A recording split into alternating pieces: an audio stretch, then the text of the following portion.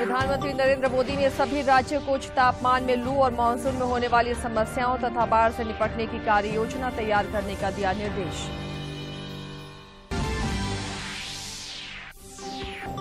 IAS पूजा सिंघल के रांची समेत विभिन्न शहरों के 20 ठिकानों पर ईडी की छापेमारी। खनन आवंटन से जुड़े मामले में अनियमितता को लेकर हो रही है कार्रवाई।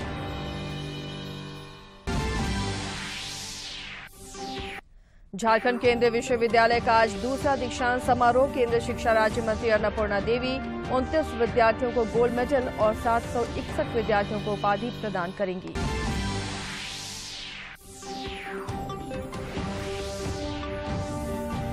और झारखंड विधानसभा के अध्यक्ष रविन्द्रनाथ महतो के न्यायाधिकरण में विधायक बाबूलाल मरांडी से संबंधित दल बदल से जुड़े मामलों में होगी सुनवाई।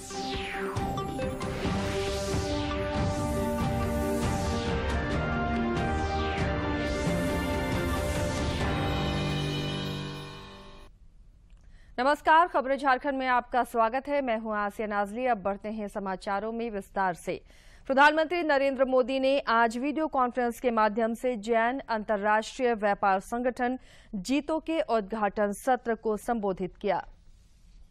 सेलर्स जुड़ चुके हैं जिनको अपना प्रोडक्ट बेचना है, ऐसे 40 लाख लोग उस पर रजिस्ट्री करवा चुके हैं। और मुझे खुशी इस बात की है कि इनमें से अधिकतम एमएसएमईज हैं, छोटे कारोबारी हैं, उद्यमी हैं, हमारी महिला सेल्फ हेल्प ग्रुप की बहनें हैं। और आपको ये जानकर के अच्छा लगेगा कि इसमें भी 10 लाख सेलर तो सिर्फ पिछले 5 महीने में ही जुड़े हैं। ये दिखाता है कि इस नई व्यवस्था पर लोगों का भरोसा कितना बढ़ रहा है। ये दिखाता है जब सरकार में इच्छा शक्ति होती है और जनता जनार्दन का साथ होता है, सबका प्रयास की भावना प्रबल होती है, तो बदलाव को कोई रोक नहीं सकता है।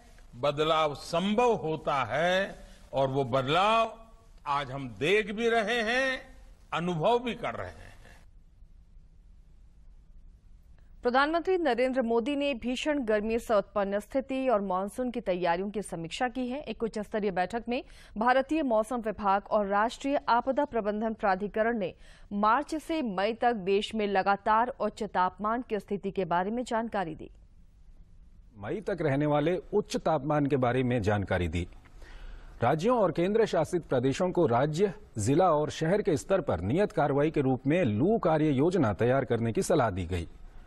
दक्षिण पश्चिम मानसून की तैयारियों को लेकर राज्यों को सलाह दी गई है कि वो बाढ़ से निपटने के लिए समुचित तैयारी करें। राष्ट्रीय आपदा मोचन बल को भी बाढ़ की आशंका वाले राज्यों में तैनाती की योजना बनाने को कहा गया। प्रधानमंत्री ने लू से लोगों को मरने से बचाने और आग की घटनाओं को रोकने के लिए हर संभव उपाय करने को कहा। उन्होंने मानसून को देखते हुए पेयजल की उपलब्धता और उसकी गुणवत्ता पर नजर रखने की व्यवस्था के लिए भी निर्देश दिए। इन सभी उपायों के लिए केंद्र और राज्य एजेंसियों के बीच प्रभावी तालमेल की आवश्यकता पर जोर दिया गया। बैठक में प्रधानमंत्री के प्रधान सचिव, प्रधानमंत्री के सलाहकारों, कैबिनेट सचिव और गृह, स्वास्थ्य और जल शक्ति मंत्रालयों के सचिवों और राष्ट्रीय आपदा प्रबंधन प्राधिकरण, मौसम विभाग और राष्ट्रीय आपदा मोचन बल के महानिदेशकों ने भाग लिया। गेहूं की आपूर्ति, स्टॉक और निर्यात पर हुई बैठक को प्रधानमंत्री नरेंद्र मोदी ने इसकी अध्यक्षता की। बैठक में गेहूं की खरीद और निर्यात की समीक्षा की गई। साथ ही प्रधानमंत्री ने बढ़ती मांग को देखते हुए निर्देश दिया कि गुणवत्ता के मानकों का पूरा ध्यान रखा जाए। विस्तृत जानकारी दी गई। उन्हें मार्च अप्रैल 2022 के महीनों में तेज गर्मी के प्रकोप का फसल उत्पादन पर प्रभाव के बारे में भी बताया गया। बैठक में गेहूं की खरीद और निर्यात की स्थिति की समीक्षा की गई। भारत के कृषि उत्पादों की विश्व बाजार में बढ़ती मांग को देखते हुए प्रधानमंत्री मोदी ने निर्देश दिया कि गुणवत्ता मानदंडों और मानकों को सुनिश्चित करने के लिए सभी कदम उठाए जाएं ताकि भारत खाद्यान्न और अन्य कृषि उत्पादों के एक सुनिश्चित स्रोत के रूप में विकसित हो सके। प्रधानमंत्री ने अधिकारियों से किसानों की अधिक से अधिक मदद सुनिश्चित करने के लिए भी कहा। पीएम मोदी को मौजूदा बाजार दरों के बारे में जानकारी भी दी गई, जो किसानों के लिए फायदेमंद हैं। बैठक में प्रधानमंत्री नरेंद्र मोदी के प्रधान सचिव, सलाहकार, कैबिनेट सचिव, खाद्य और सार्वजनिक वितरण विभाग और कृषि विभाग के सचिवों ने भाग लिया। प्रवर्तन निदेशालय ईडी की अलग अलग टीमें अवैध खनन और शेल कंपनियों से जुड़े मामले में आज सुबह एक साथ कई ठिकानों पर छापेमारी कर रही है। ईडी की टीम आईएएस अधिकारी और झारखंड के खान और उद्योग सचिव पूजा सिंघल के सरकारी आवास और उनके पति के आवास समेत कई जगहों पर छापेमारी कर रही है। ये छापेमारी की कार्रवाई झारखंड, बिहार, राजस्थान, हरियाणा और एनसीआर के 1.5 दर्जन से अधिक जगहों पर एक साथ चल रही है। हालांकि इस छापेमारी के बारे में अभी ईडी की ओर से कोई आधिकारिक जानकारी मीडिया से साझा नहीं की गई है।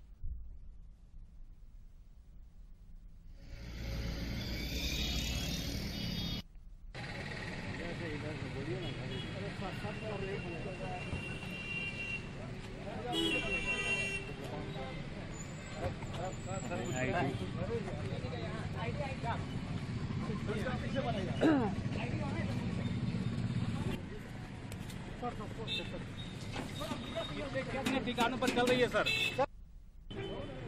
हाँ बोलिए।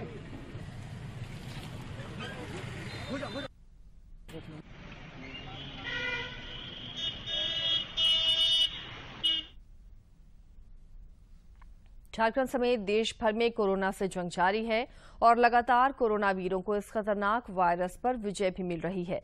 देश में पिछले 24 घंटे के दौरान 3000 से अधिक लोगों में संक्रमण की पुष्टि हुई। 45 नए मामले दर्ज किए गए हैं। 3500 लोग इस दौरान संक्रमण से स्वस्थ हुए हैं। स्वस्थ होने की दर 98.74% है। फीसद रेट है अगर बात की जाए पॉजिटिविटी, साप्ताहिक पॉजिटिविटी को लेकर, और अगर दैनिक पॉजिटिविटी रेट की बात की जाए तो वो घटकर 0.76% पर पहुंच गया।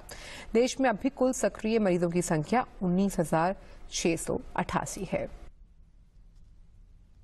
इधर झारखंड में भी कोरोना के एक्टिव मामलों में लगातार इजाफा हो रहा है। पिछले 24 घंटे के दौरान झारखंड में 7,772 सैंपल की जांच की गई, जिसमें 4 नए कोरोना संक्रमितों की पुष्टि हुई है। वहीं 2 कोरोना संक्रमित मरीज रिकवर भी हुए हैं, जिसके बाद झारखंड में कोरोना के सक्रिय संक्रमितों की संख्या बढ़कर 47 हो गई है। देशव्यापी कोविड टीकाकरण अभियान के अंतर्गत 189 करोड़ 79 लाख से अधिक टीके लगाए जा चुके हैं। कल 14 लाख से अधिक टीके लगाए गए। स्वास्थ्य और परिवार कल्याण मंत्रालय के मुताबिक 12 से 14 वर्ष के बच्चों को अब तक 3 करोड़ 87 लाख से अधिक टीके लगाए गए हैं। से भी ज्यादा टीके लगाए गए। इस दौरान 3000 से अधिक लोगों में संक्रमण की पुष्टि हुई, जबकि लगभग 3500 लोग संक्रमण से स्वस्थ हुए। स्वस्थ होने की दर 98.74% है। NITI Aayog Covid working group के चेयरमैन एनके अरोड़ा ने कोरोना संक्रमण से देश में हुई मौत को लेकर WHO के आंकड़ों को खारिज किया है। कल्याण मंत्रालय ने जारी बयान में कहा कि भारत ने WHO के कोविड मृत्यु अनुमान के गणितीय मॉडल और इसके परिणामों पर असहमति जताई है। साथ ही कहा कि उपयोग किए गए मॉडलों की वैधता और डेटा कार्यप्रणाली संदिग्ध है।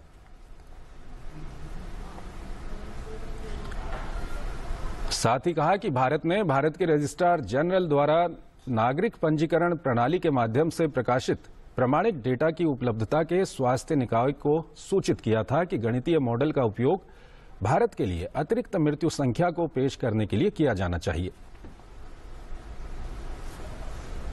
साथ ही भारत ने कहा कि आधिकारिक चैनलों का इस्तेमाल कर इस डेटा की आपत्ति को हम कार्यकारी बोर्ड में रखेंगे। साथ ही भारत ने विश्व स्वास्थ्य संगठन द्वारा देशों को टियर 1 और टियर 2 में वर्गीकृत करने के लिए इस्तेमाल किए गए मानदंड और धारणा में विसंगतियों की ओर इशारा किया था और साथ ही भारत को टियर 2 देशों में रखने के आधार पर भी सवाल उठाया था।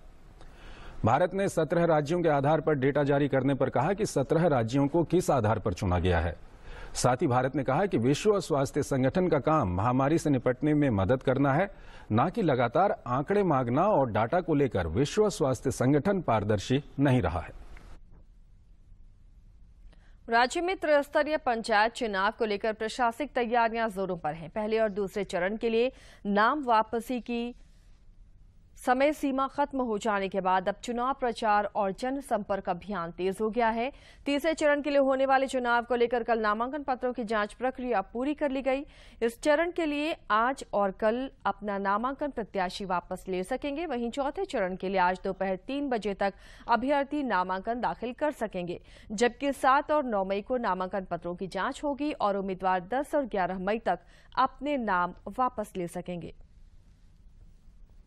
राज्यपाल रमेश बैस से भारत तिब्बत सहयोग मंच का एक शिष्टमंडल संस्था के 23वें स्थापना दिवस पर मिला। इस मौके पर इंद्रेश जी के नेतृत्व में राजभवन में भेंट कर संस्था की गतिविधियों से अवगत कराया। प्रतिनिधिमंडल ने राज्यपाल से संस्था के लिए मार्गदर्शन भी मांगा।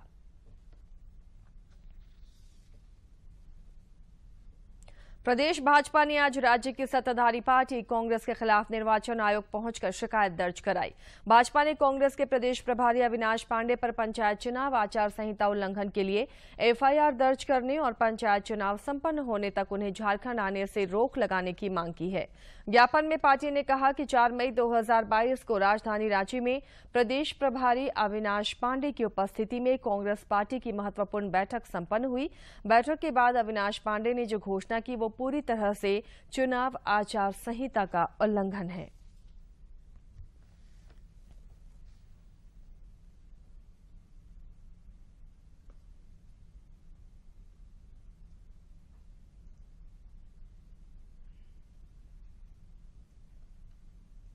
प्रदेश कांग्रेस आने वाले समय में पंचायत से लेकर जिला स्तरीय सम्मेलन आयोजित करेगी। साथ ही सदस्यता अभियान को गति देने के लिए नए लक्ष्य के साथ काम करेगी। प्रदेश कांग्रेस कार्यालय में 2 दिवसीय समन्वय समिति की बैठक की समाप्ति पर प्रदेश प्रभारी अविनाश पांडे ने कल देर शाम पत्रकारों से बातचीत में ये जानकारी दी। उन्होंने कहा कि आने वाले 60 दिनों में राज्य के 30,000 बूथों तक पार्टी संगठन को मजबूत करने का लक्ष्य रखा गया है। बैठक हुई जिसमें सभी सम्माननीय नेतागणों ने भाग लिया।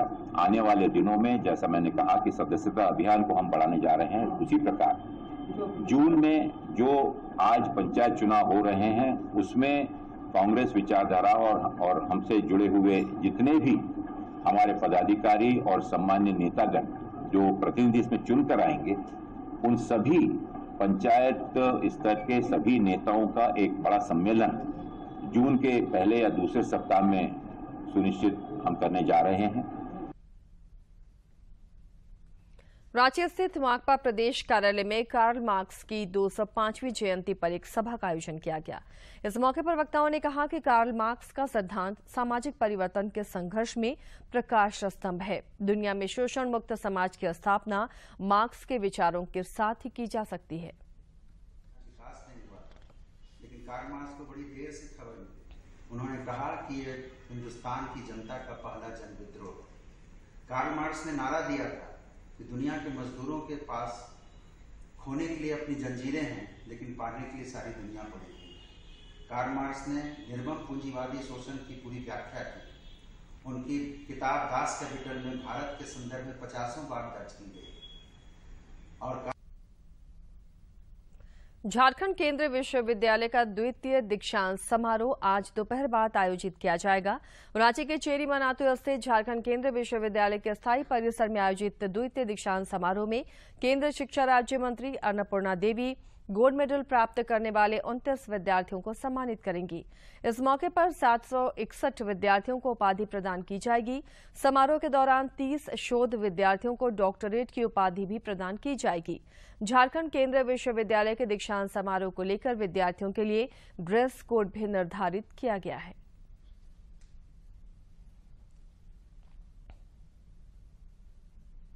कांग्रेस के वरिष्ठ नेता राहुल गांधी से जुड़े मामले में झारखंड हाईकोर्ट में आज होने वाली सुनवाई फिलहाल टल गई है। अब इस मामले की सुनवाई 16 जून को होगी। इधर झारखंड हाईकोर्ट में गुरुवार को जस्टिस एस.के. द्विवेदी की अदालत में हिंदी फिल्म अभिनेत्री अमीषा पटेल की क्वेश्चनिंग याचिका पर सुनवाई हुई। सुनवाई के बाद कोर्ट ने उनकी याचिका खारिज कर दी। कि फाउंडेशन के द्वारा धोखाधड़ी मामले में दायर याचिका पर आज झारखंड उच्च न्यायालय में सुनवाई हुई। माननीय न्यायमूर्ति संजय कुमार द्विवेदी की अदालत ने सभी पक्षों को सुनने के उपरांत अमीषा पटेल की याचिका को खारिज कर दिया है और उन्हें किसी भी प्रकार का राहत देने से इनकार। झारखंड विधानसभा में स्पीकर रविंद्रनाथ महतो के न्यायाधिकरण में 10वीं अनुसूची से संबंधित मामले में अब से कुछ देर बाद सुनवाई होगी। स्पीकर ने विधायक बाबूलाल मरांडी से संबंधित दल बदल मामले में 9 मई को भी सुनवाई करने की तिथि निर्धारित की है। इससे पहले 9 फरवरी को श्री मरांडी के दल बदल मामले को लेकर सुनवाई हुई थी। समाचारों का सिलसिला जारी रहेगा, लेकिन इस छोटे से ब्रेक के बाद।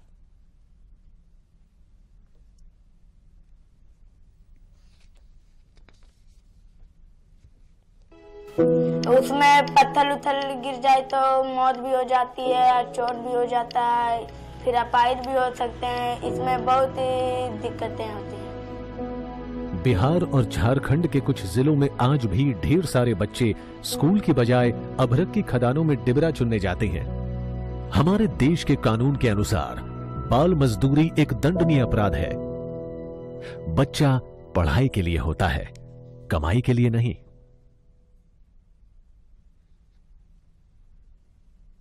विराम के बाद एक बार फिर आपका स्वागत है। केंद्रीय सूचना और प्रसारण मंत्री अनुराग ठाकुर ने कहा है कि सरकार देश की सांस्कृतिक विरासत को संजोने और उसको निरंतर आगे बढ़ाने के लिए प्रतिबद्ध है। भारत की जो सांस्कृतिक विरासत है उसको बचाने और आगे बढ़ाने का, संरक्षण करने को प्राथमिकता देते हैं और फिल्में हमारी संस्कृति का एक हिस्सा है। नेशनल फिल्म हेरिटेज मिशन कि 2016 में जिस तरह से इसकी लॉन्च की गई, 597 करोड़ पे इसकी लागत आएगी और उसमें से भी रिस्टोरेशन के लिए कल ही हमने तय किया है कि 363 करोड़ रुपया खर्च किया जाएगा। 5,900 से ज्यादा ऐसी शॉर्ट फिल्म, फीचर्स, डॉक्यूमेंट्रीज, इन सबको जहां प्रिजर्व करने की बात है वहीं पर रिस्टोर करने की भी बात हम लोग कर रहे हैं। ये अपने आप में एक बहुत बड़ी शुरुआत है। शायद दुनिया भर में सबसे बड़ी रिस्टोरेशन की बात की जाए, कंजर्वेशन की बात की जाए, डिजिटलाइजेशन की बात की जाए तो भारत फिल्म आर्काइव्स की कर रहा है। सेंट्रल कोलफील्ड्स लिमिटेड में आज से 2 दिवसीय सीएसआर और सस्टेनेबिलिटी कॉन्क्लेव का आगाज हुआ। समारोह में सीसीएल के सीएमडी पीएम प्रसाद और निदेशक कार्मिक विनय रंजन ने अपनी बातें रखी। Can you name them? 35 crores last year, 21-22, and only 2 companies ahead of CCL. Today he could not come, but he has sent his best wishes. Today there is a launching platform of auction for this abandoned coal mines. Yesterday NIT was also prepared, and today it is going across the subsidiaries. और अब कुछ खबरें राज्य के विभिन्न जिलों से।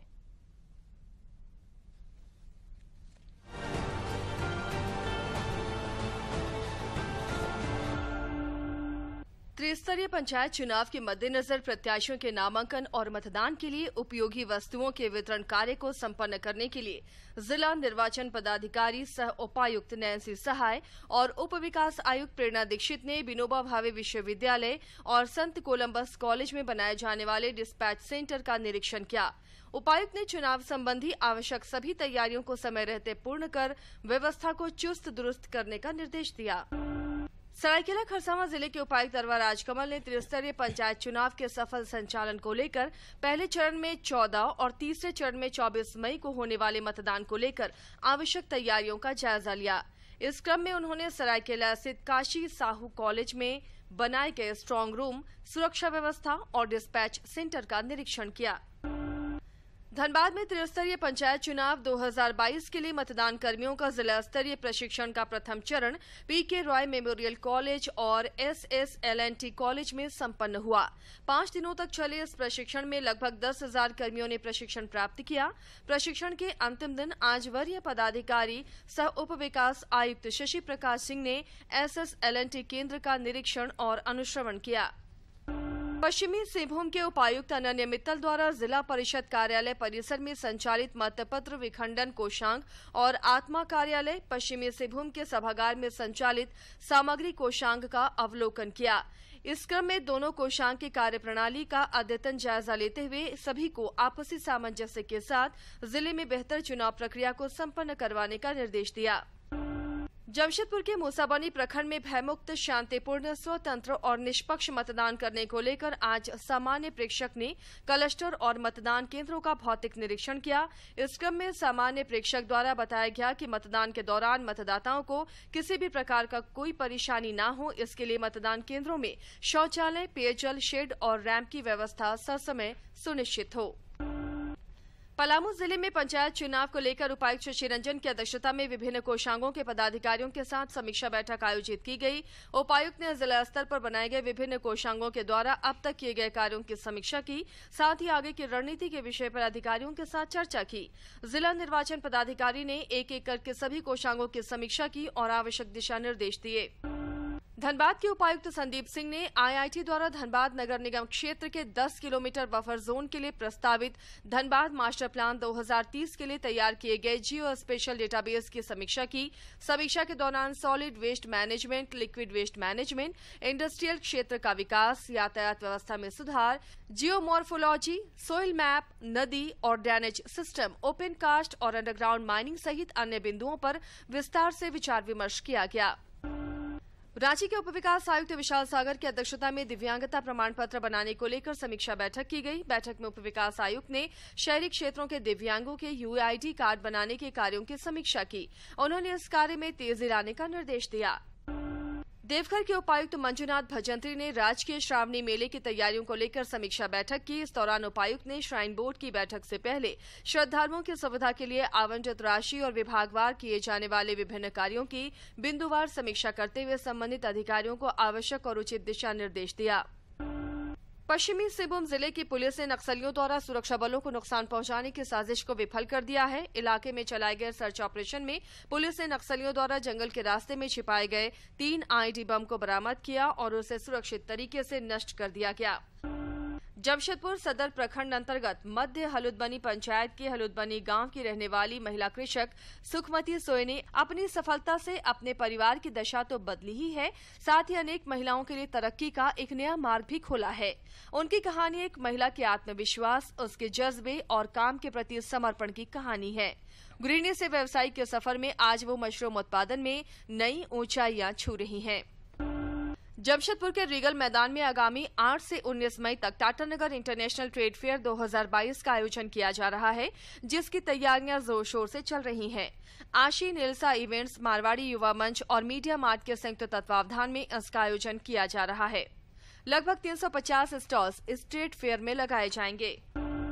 जमशेदपुर के घाटशिला थाना क्षेत्र के आमाई नगर गांव के समीप स्वर्णरेखा नदी के बीच टापूनुमा जगह पर अवैध महुआ शराब का निर्माण किया जा रहा था। पुलिस को इसकी सूचना मिली तो सघन छापेमारी अभियान चलाया गया, जिसमें करीब 200 लीटर जावा महुआ नष्ट किया गया है।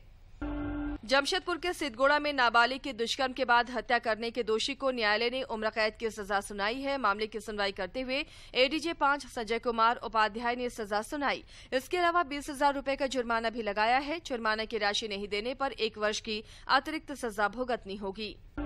गिरिडीह जिले के डुमरी थाना इलाके के चीनी गांव में गुरुवार की देर शाम बारिश के बीच आसमानी बिजली की चपेट में आने से 37 साल की आदिवासी महिला चांदमुनी हांसदा की मौत हो गई। बताया जा रहा है कि महिला देर शाम ईंट भट्टे में काम कर रही थी। महिला पेटार की रहने वाली बताई जा रही है।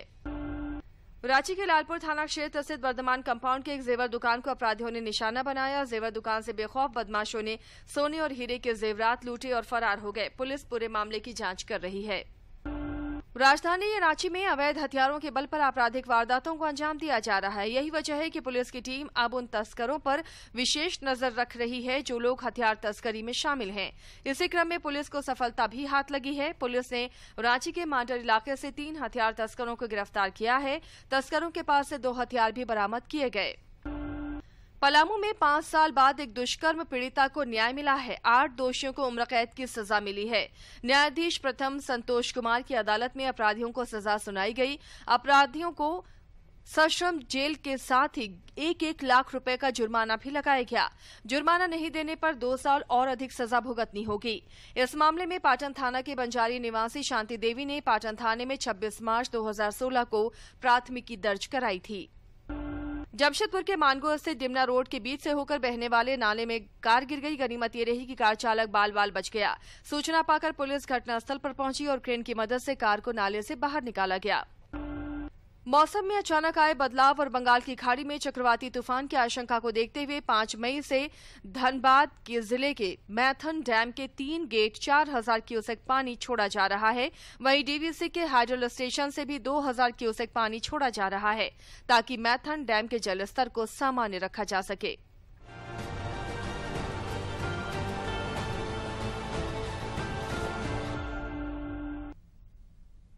और आइए अब देखते हैं स्वतंत्रता संग्राम में कितना खास है आज का दिन।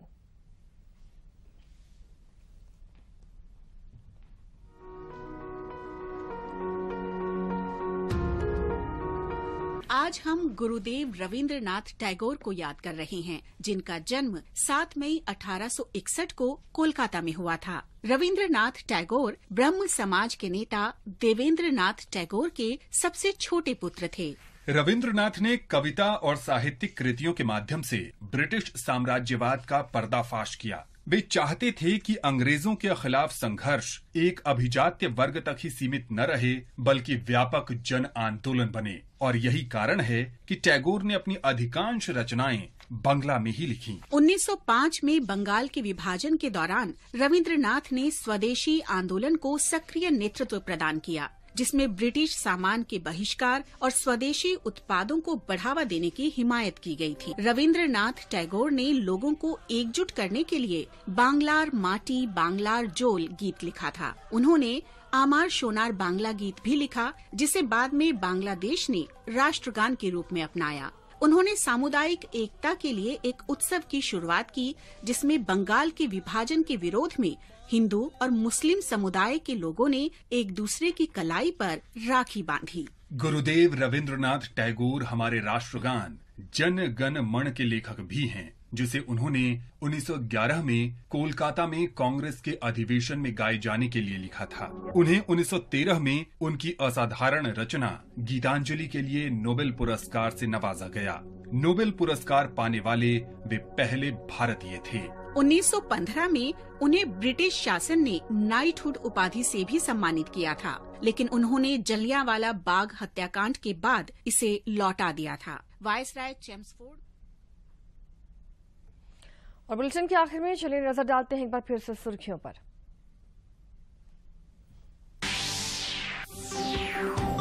प्रधानमंत्री नरेंद्र मोदी ने सभी राज्यों को उच्च तापमान में लू और मानसून में होने वाली समस्याओं तथा बाढ़ से निपटने की कार्य योजना तैयार करने का दिया निर्देश।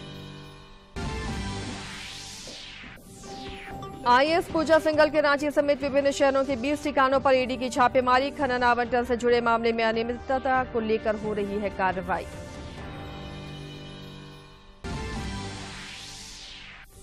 झारखंड केंद्रीय विश्वविद्यालय का आज दूसरा दीक्षांत समारोह। केंद्रीय शिक्षा राज्य मंत्री अन्नपूर्णा देवी 29 विद्यार्थियों को गोल्ड मेडल और 761 विद्यार्थियों को उपाधि करेंगे प्रदान।